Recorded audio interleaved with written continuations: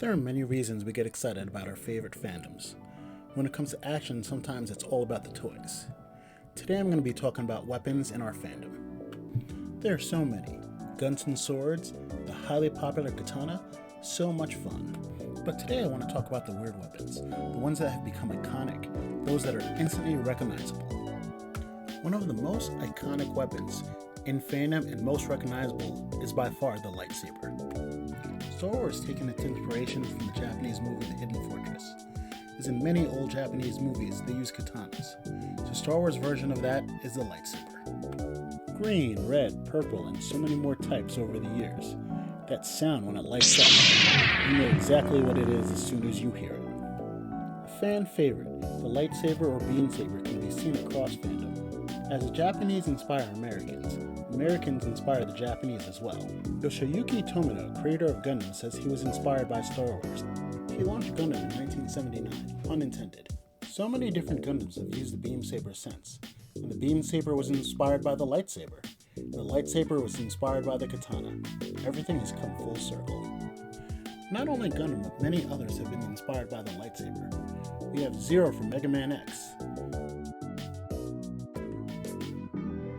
Alice Moon and Henry Cooldown from No More Heroes, and there's many more.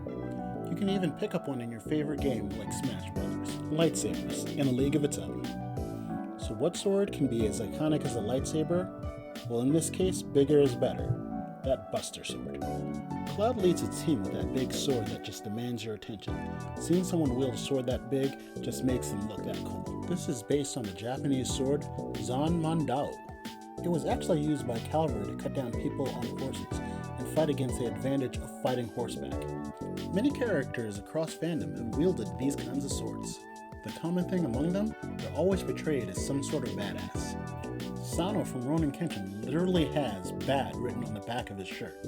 Guts from Berserk wears his sword proud, killing 100 men on his own. Whenever I watch that scene, I always ask myself, what were they thinking? I mean, I understand the first couple of people who came after Guts. I mean, they thought they had a chance. But when you get past like the 90s, what made those last couple of guys think that they were special? I mean, guy number 95, 96, 97, 98. It's like, hey, the other ones died, but hey, I'm gonna be able to kill this guy. You can find this sword in your favorite video games as well, like Siegfried from Soul Calibur and many more. We're gonna change it up with this next one. I don't even know if you can call this a weapon, but it's definitely iconic and definitely recognizable. The common playing card. We see Gambit use it as one of his main weapons, and no one ever questions it. Or at least he uses it in conjunction with his moon powers. There is somebody who predates him that uses cards as a weapon, and they don't add anything to it. Yes, that's the Joker. Wait, no, not that one.